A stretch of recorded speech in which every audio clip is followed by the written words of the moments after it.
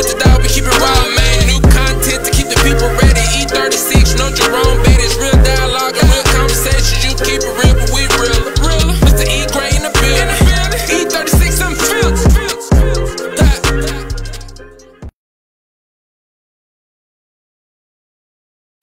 What's up, everybody? How you doing? How you doing? It's your boy E Gray for the E36 Unfiltered live podcast show. Guys, I come here with a little impromptu deal, not really making an announcement because I don't think you really need any type of announcement with such groundbreaking sports news from both ends. But before I do that, go ahead and you guys jumping on here. Make sure you go ahead and hit that like button for me. Hit that share button. Again, hit that like button. Hit that share button. Let me know that you are in here and you're rocking with the E36, aka the Unfiltered Room. Got us going here, man. Like I said, this is our breaking news for you guys. E36 Unfiltered is the best and newest live entertainment and sports podcast show out. Yes, I said do both live entertainment and sports. That's what I'm saying. I'm sticking to it, baby. We're the best out there. No shade to anybody. But anyway, let's get this thing on the road, man. As I saw I had a little glitch earlier here. Had to come on back into it. We are for some crazy news, man. As you guys can see the breaking news down there below. Alabama OC Steve Sarkisian has been announced as the Texas new head football coach, guys. Yes, next new football coach for them. They announced it today that it has parted ways with football coach Tom Herman after just 4 seasons, man, which is not really a short period of time, but in this day and time, or not a long period of time, but this day and time, that's definitely that's I consider somewhat long. Before announcing later on in the day that they hired our OC, I say our OC, that's for a Rocky for the Bama Roll Tide offensive coordinator Steve Sarkisian as his replacement. Really shout out to Steve Sarkisian, man. He definitely has earned it. A great job. Waited his turn, turned down numerous head coaching positions this year, last year. The head coaching job for Colorado, what I'm hearing, was his to take, and he turned that down for 2019, and then came up this year. Also turned down the Auburn head coach position, which also is known as a lucrative position or job to take on for in a Power 5 SEC conference.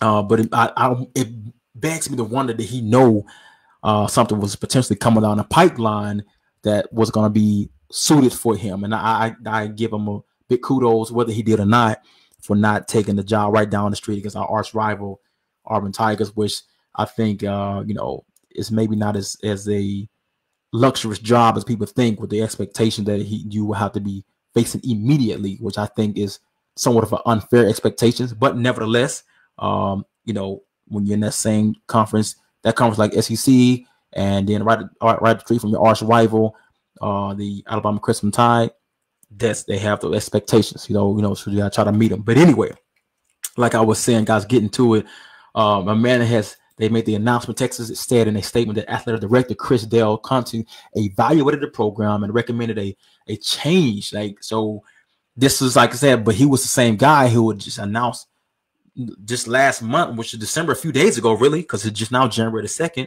that his job was secure, and he was, they continue to move on with Tom Herman. So they recommended a change to the university or he recommended a change to the university president, Jay Harsel. Of course, Jay Harsel went on ahead and made that move. Herman at that time was 32-18, so not a bad overall tenure there, for wins and losses. But again, we are talking about Texas Longhorn, who has a very rich tradition, high level expectancy when it comes to winning, not only winning their, if not winning the national championship every year, or being in a position to at least dominating and winning that Big 12, which Texas has failed to do now over a decade, since 2009, when Mac Brown was there, the days of the Mac Brown. So anyways, go on information, man. Why he's at Texas, 32-18, 7-3 this season, which culminated with a win over Colorado in the Alamo Bowl Tuesday. So now the decisions are like this are very, very difficult, and certainly not something that you take lightly. That's the statement that he made, is the athletic director statement made. If I said before, my philosophy is to wait, and this is quote unquote what he's saying, wait until the end of the season to look at all the factors and evaluating any of our programs. And after much deliberation and great deal of thought, as I look back at the totality of our football program is and in discussing its future, it became apparent that they needed to move into that we needed to move into a different direction for the University of Texas to become what they see that they deserve for not only the alumni, the players, the program, and the fans. So anyway, Hartzell and Kevin, I think it's called Elfi, E35, whatever, the chair of the UT Board of Regents, agreed with the AD recommendation to approve the change. And according to the statement, man, Sarkisian was the first in line, the name that came up. Now, let's talk about a little bit about that before we get into Sark. I see so many different aspects that kind of played a role in this decision. This wasn't something that just came. It's crazy because Sark didn't have a great record. He was only 47-35 overall record when he was at USC and Washington. Combine those together, 47 wins, 35 losses. So not much over 500. Now this year he won the 2020 Bros Award as a nation top assistant, which it was. I mean, come on, that speaks highly. That's a great attribute to say, or a accomplishment to have on your resume, to speak highly of what you potentially may be capable of, and then being under the system with Coach Saban. And I said all that to set it up to the second segment of the impact, once again, of a Saban assistant. That name, that brand, that Saban brand, that Alabama brand, combine those together with what has been built under Coach Saban to a whole new level. And you see coaches coming from all over to come there, setting up for a few years in jobs that they would have probably would have never didn't get it before, and wouldn't have gotten any other place had they stepped down and went to another university as an assistant, become there. And they not only you landed head coaching job, but you landed premier top level coaching jobs, head coaching jobs. Billy Napier, Lane Kiffin, you can Jeremy Pruitt. The list goes on and on and on and on and on. I think it cannot be denied. And I think this is a key thing now. A lot of people need to think about this.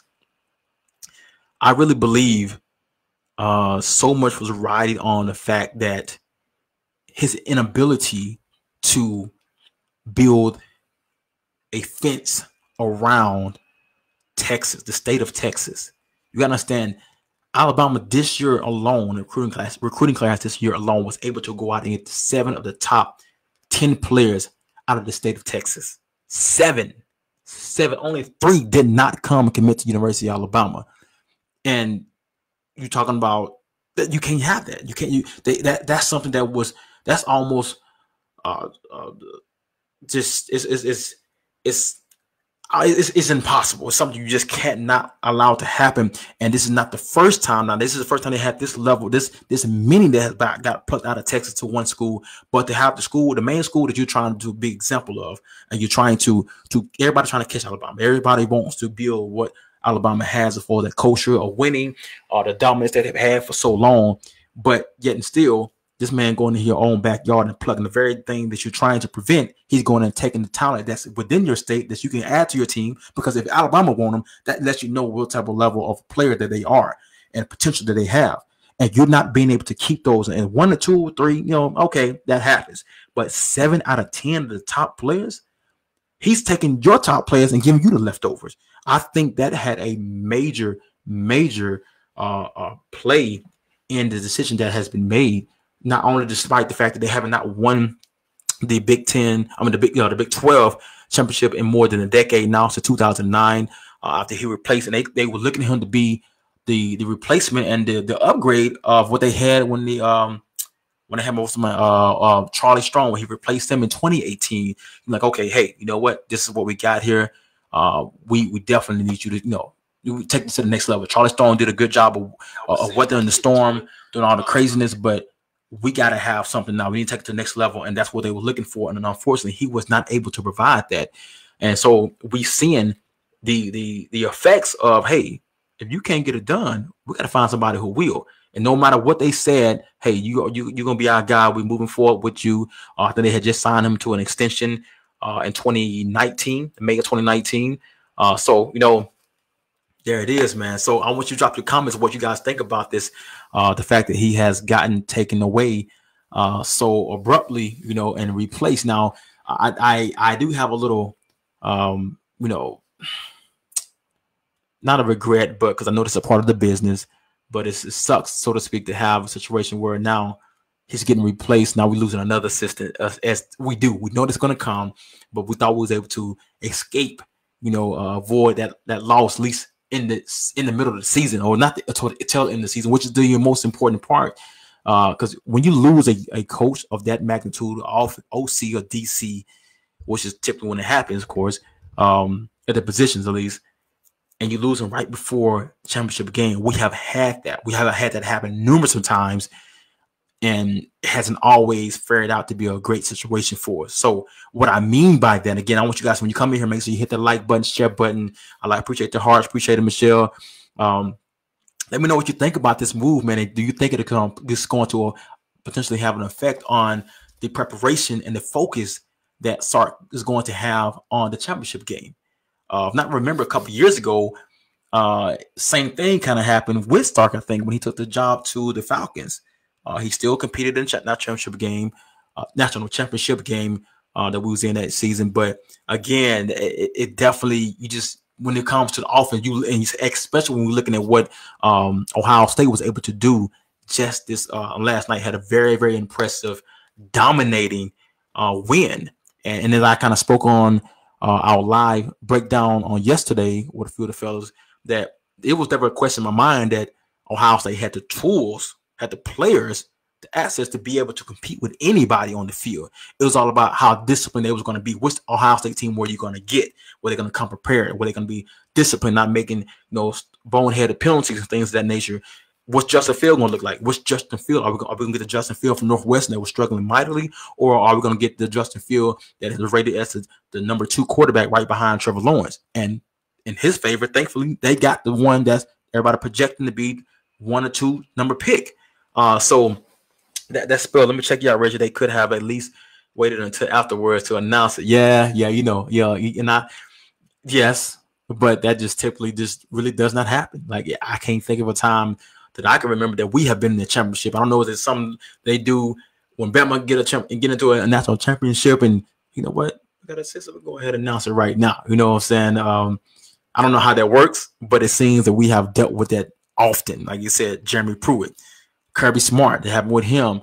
Lane Kiffin happened with him. Same thing, right before the championship game. And that always, even though I have seen us overcome it, and I believe our team has the discipline to do just that and not really allow it to sidetrack them, and also trust that, hey, if I got us there, I want to finish the job. You know what I'm saying? It's no different than a highly projected draft pick. It's his last game, and he know after the last game it's time to prepare for the for the draft and all this stuff.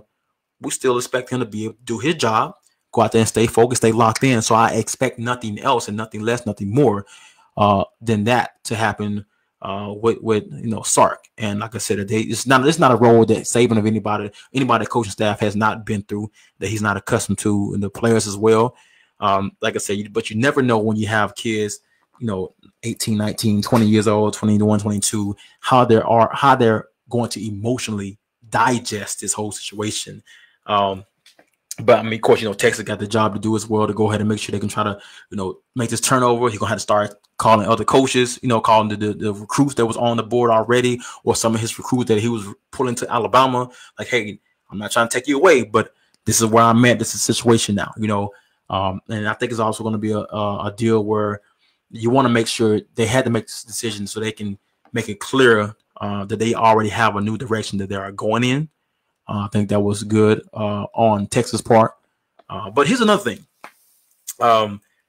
Looking at, that move, Sarkisian right now is making $2.5 million per season as Nick Saban assistant.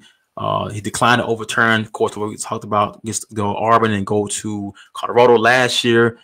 His first assistant coach hired by Texas. He is the first assistant coach hired by Texas. And this is what I talk about, the Saban effect. The Saban effect of having him on your resume, being successful at his program, and being able to work under him and be successful. Texas has now hired the first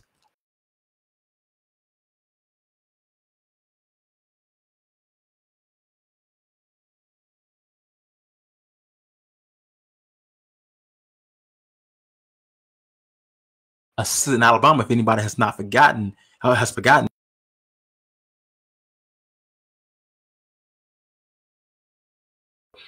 yeah, they gonna see each other. You know, that matchup is going to happen. You know, familiarity. Anyway, shout out to him, man. Herman, 45 years old, led Texas to the Big 12 championship. To kind of talk a little bit more about them, he led them to the Big 12 championship game and 10 wins in just 2018. This is why I talk about how in this day and time, it's win now, not a win later, but win now. Also moving on, still let you guys, do you think this is going to affect the offensive performance or the psyche of the big calling of him, as well as the players? How you think they're going to handle this? So drop your comments down there below for us, man. And again, like I said, make sure you hit that like button, hit that share button. Again, hit that like button, hit that share button for your boy. I put on here, Herman, like I said, now culminated in a victory. He won a 10-win season just 2018, culminating in a victory in the Sugar Bowl, which is also a nice bowl. But the program couldn't get back to the level from that level the past 2 seasons, because people want to think about, okay, what made them the decision? You know, why they the decision after they went 7-3 this year?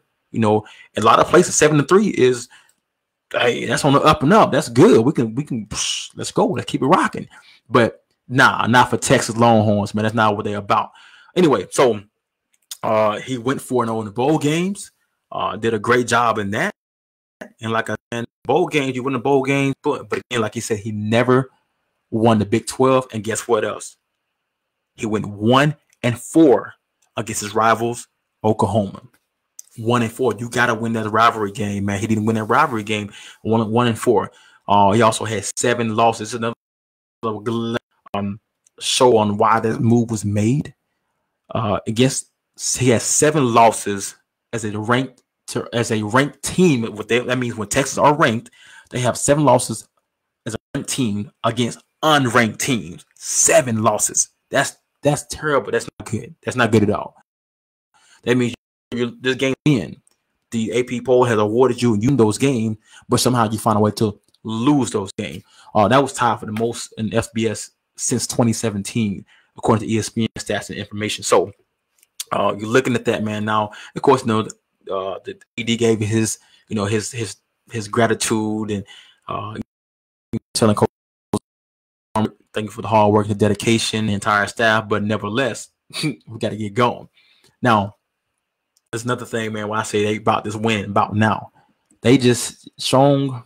I said after he succeeded Charlie Strong in 2016. I said 2018, 2016. I'm sorry, 2016. He had been under contract through 2024. Yes, 2024. Nevertheless, we got to go. And like I said, he's out of there. They're gonna owe Herman about $15 million because he still owed money. $15 million about his final 3 years of his contract. The Longhorns would now owe about another $10 million of the remaining contracts for his assistants, guaranteed multi-year deals. Now in May, that's what I was talking about. And previously in May, they're gonna owe him. In May 2019, the University Regents approved a 2-year extension for Herman. Like I said, it runs through 2023. So the final 2 years of his deal would have paid Herman $5 million. $6.5 million in 2022. Right? Yeah. In 2022, yes, and then 6.7 million, 6.75 million, rough 6.7 million in 2023. So they got money, got how to fork out and get to this man. Top of everything going on, but like I said, that's Texas Longhorn. They got the money. They got the money to burn. Just like all the other major Power 5 historic traditional schools, Ohio State, the Alabama, the Texas, the Michigan, the USC, they got money to sling around. All right. Anyway, so yeah, man, that's the big breaking news, man. I said my biggest thing, salute, and I'm proud of Sark. He has done a great job at the University of Alabama during his tenure there. He's been, I think he's, as you say, 2 feet in the entire time. Throughout this process, committing to these players, committing to the university, and I think this is kind of the situation where all good things come to those who wait. So, man, like I said, man, Reg, I agree with you. Like I said, I wish they could have waited to afterwards, because you just never want, you don't want the type of focus to be lost. I mean, this is something. This is the game. This is what you work for. This is why you compete to get in this position. You know, hey, you're gonna see what they got going on, but that's what's gonna make them a champion. So we expect to see a lot going on. You know, as we get prepared for the remainder of the season. One game, man. Number 1, Alabama Crimson Tide against the number 3 Ohio State, not the number 11 Ohio State. No, the 35 number 3. Trust me, that's Dabo. Yeah.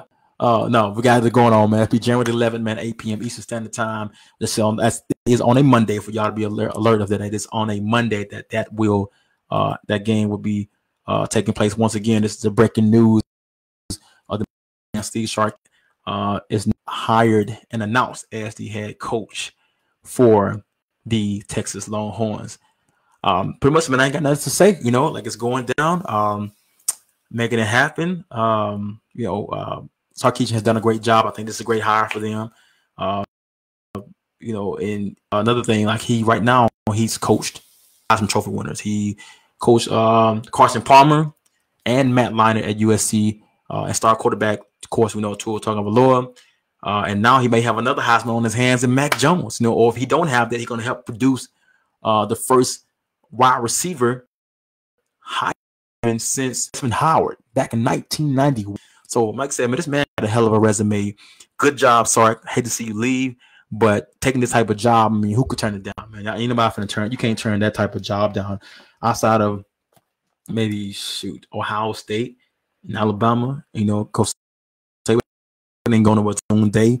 What he for right now, he's not going nowhere. He didn't gave himself at least another 2 years for sure. And like I said, man, you look at these positions. Texas is a place that's ripe for the taking, to have an uprise. They can hopefully build a fence around in their case. Now, I hope they do whatever play we want to get when they need them. But they have the talent there. The rich bed of talent has been a rich bed, hotbed for talent, and you know, get the right players in there, get a chance to do that. Last thing, I'm very interested to see is what type of transition, how the transition is going to go. Meaning, he's going to remain loyal. Because Saban has announced it many times. He don't have any problem with players leaving. I mean, not players, but the coaches taking other positions. You know, that's what they come here for. He want them to see them succeed and be successful. But then when it comes to taking other assistants from that staff, you know, that's where you can tell he tends to get a little agitated about that process. So it's going to be interesting to see if he's willing to do that. Or he's gonna like, hey, you know what? I'm not touching that. I don't want to, burn that bridge. I'm gonna build my own. I'm okay. So hopefully it works out like that. But like so oftentimes it don't. You know. So anyway, he's back into it, man. Head coaching position, and made it happen. So anyway, guys, give me your thoughts and everything. I hope you like this impromptu real quick. I'm out of here. I'm your boy E. Great. We going down, man. Once again. The podcast, E36 podcast, the best, newest live entertainment and sports podcast market. We going here, baby. Signing out here for you guys. In 3, 2, and 1. Thank you. E36 Unfiltered, aka the Unfiltered Room with Mr. E. Great. Introducing all the latest names and the latest news. Hottest take. He the new face, yeah, the new sound. Doing raw interviews from